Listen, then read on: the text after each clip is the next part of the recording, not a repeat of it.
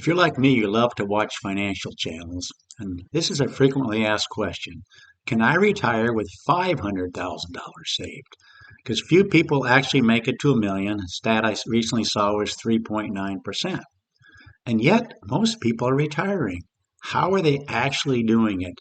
For the answer, let's look at some numbers. Again, we're going to look at somebody that doesn't have that $1 million.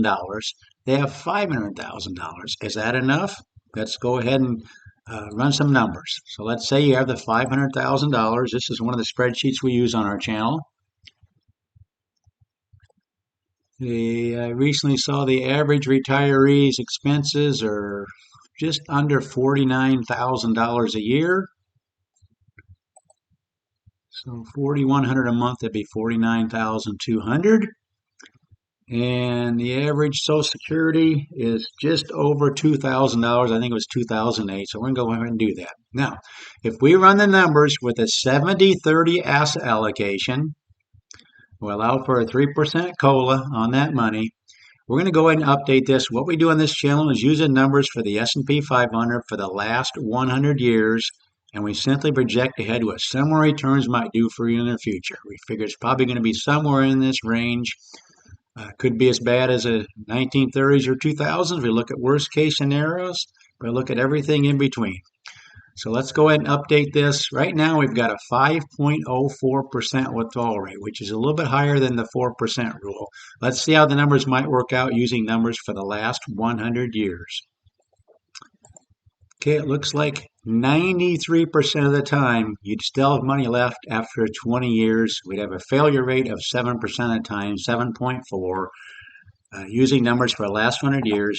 If we had returns like the Depression type years and also around the year 2000, because those were the two bad decades in the last 100 years. If we have returns like the Depression years or the returns like year 2000, these numbers would not work out too well. Now, what could you do differently? Now, again, that's with a 70-30 split.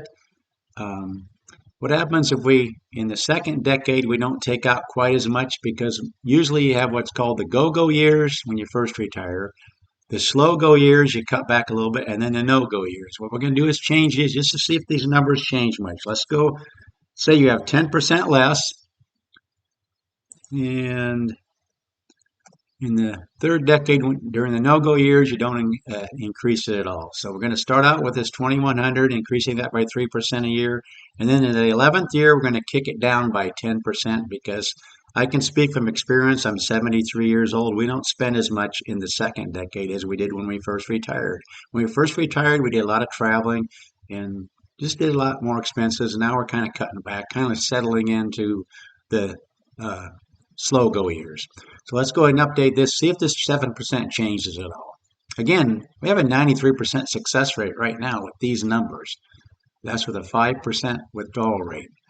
Does that change anything when we cut back on what we do? Now it's down to a 4% failure rate. So basically you can improve that by almost 50%. You still got the problem areas during 1928, 29, along in there and around year 2000, but basically it helped.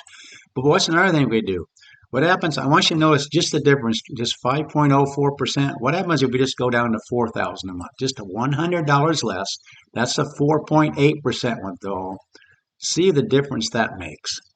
Again, we're going to update this. It's redoing it for every single year. To see if this 4% improves much, going to $4,000 a month instead of $4,100. Nope, still 4%. How about if we go to, I haven't run these ahead of time, obviously, 4.56%. Again, we're getting closer to the 4% rule to see if we can get it to the point where even in the worst case scenarios, you're not running out of money after 20 years. 3,900. 4.56. Now we're down to a 2% failure rate. So you can see that difference between 4,100 and 3,900 went from a 7% failure rate, and then when you started taking into account the second decade, you're not taking out quite as much. But you're just kind of realistic here. Another thing you could do is after down years, don't give yourself as much of a COLA. What we're going to do is go ahead and do this after down years, you give yourself only a 1% COLA, not a 3% COLA. Cut back a little bit more. Let's see if that helps much. Just showing you all kinds of different variables. How are people doing it? I think they're just adjusting. They're just adjusting and looking at the average numbers.